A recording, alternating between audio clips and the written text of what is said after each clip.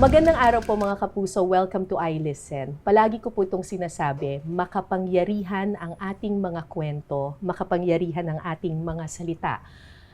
Ang mga salita, may kapangyarihan itong maglahad ng katotohanan, ng ating mga nararamdaman, humubog ng isipan at maglantad ng katotohanan. Ang guest po natin ngayon sa I Listen ay isang makata. Isang iniidolo ko pong makata. Kung siya ay isang mandirigma, ang musika at salita ang kanyang sandata. Ikinararangal ko pong makasama ngayon sa I Listen, ang idol ng lahat at idol ko rin po pagdating sa pagsusulat, Aris Polisco, Glock 9. Yeah! Maraming salamat for Thank you. Maraming salamat for having me. Thank you. Thank you. Ito, walang joke ha. Idol talaga kita pagdating sa pagsusulat. Promise. Promise. At alam ito ng lahat ng mga estudyante ko sa UP, sa journalism department, na kasama ka sa isa sa mga lessons ko on creative writing, creating metaphors. Wow. Kailan ba nagsimula yung love mo for writing and creating all these beautiful metaphors? Hindi ko matandaan. Basta ang alam ko lang, madali sa akin yung, di ba sa school, pagka-grade, nung elementary ka, gawa tayo ng yung meron tayong slogan, making contest. Ah, yes. Elementary yan. Oo. Elementary. So, napansin ko parang madali sa akin yung gano'n. Madali sa'yo yung rhyming. Mag-construct ng mga lines. Hindi ko pa siya na-associate sa music noon. Alam ko lang, madali sa akin to. Or sa Tagalog, mas madali ko na-express yung sarili ko. Dahil ba taga Rizal ka at magaling managalog ang mga taga Rizal? Feeling ko, ako ay taga Binangonan. From Cardona, lumipat kami Binangonan.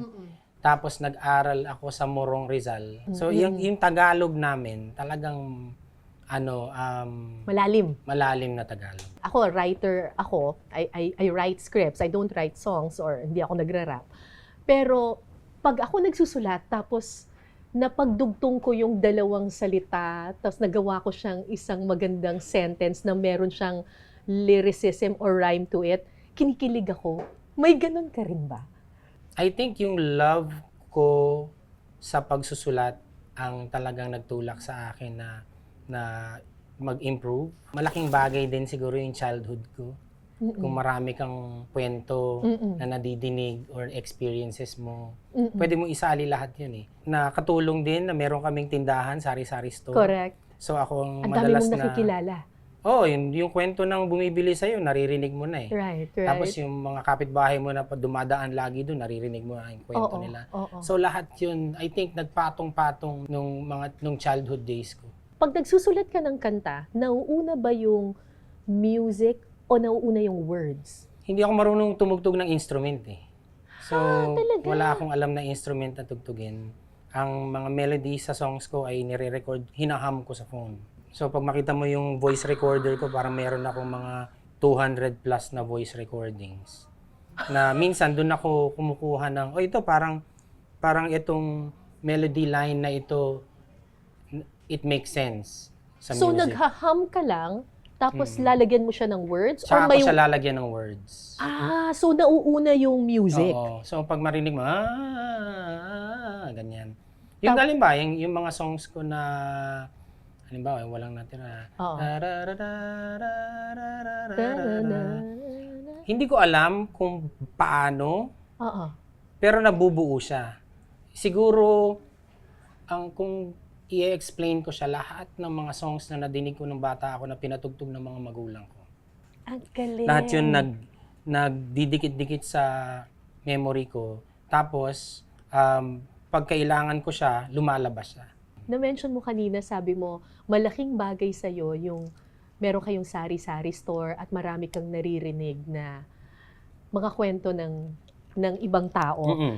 Isa sa mga una mong kanta na sumikat yung Simpleng Tao, yung kay Spider-Man o kay Batman, Superman o Wolverine. Ano ba yung susunod? Kahit di maintindihan, baka sakaling pansinin.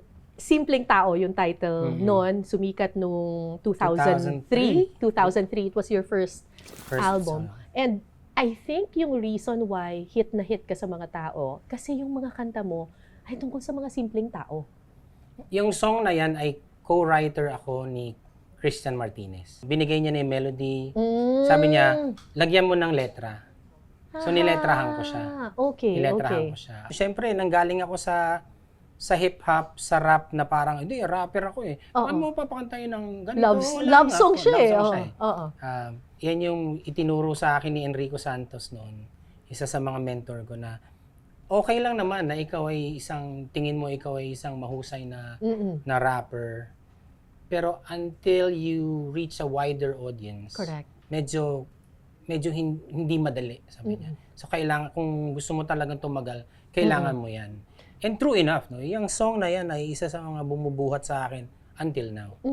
Natatandaan ko 2009. First time kong pumunta ng Amerika. Yung pag-intro sa akin sa stage ay parang right after the performer, wala nang intro, pasok ko na, ikaw na yung next. Parang gano'n. Kasi ang daming tao, parang gano'n. Sinabi ko lang, hello, ako po si Glock 9. Tapos sigawan sila lahat. Grabe. Alam na alam nila yung song na Simpleng Tao. Gaano ka simpleng tao si Glock 9? Ako yung taga Rizal. Ano? Yung buhay namin naman ay, ako ay anak ng isang OFW. Correct. Nanay ko ay isang dakilang housewife. Isang nanay na mahilig magluto ng almusal, tanghalian, merienda, hapunan. Diba? May mga merienda pa in between yan. Very simple lang din naman yung Hindi buhay kayo namin. lumaki sa marangyang buhay? No, hindi. Alam ko, ang tatay ko ay nasa Saudi. No? Nakikita ko pa nga yung nagde-deliver na sweldo niya sa bahay namin no, na nakamotor, naka-dirt bike. Door to door. Door to door ang tawag noon. Di-deliver yun. So, yung lumang 100 pesos yun, 10,000 yun eh. 10,000 pesos. Yun yung mga rangya namin. Ano? Magpapadala ang tatay ko ng balikbayan box. May Snickers, may chocolates, ganyan, may laruan, may mga kaset. Pero ang natatandaan ko nun, pag like yung balat ng Snickers, pag nakikita ko yun sa labas ng bahay namin, kinukuha ko, kasi tapos binabalik ko sa loob ng bahay namin. Kasi iniisip ko, binili ng tatay ko to eh. Yung sentimental value ba? Ganyan. Para okay lang na nasa loob ka ng bahay namin para at least kasama ka namin.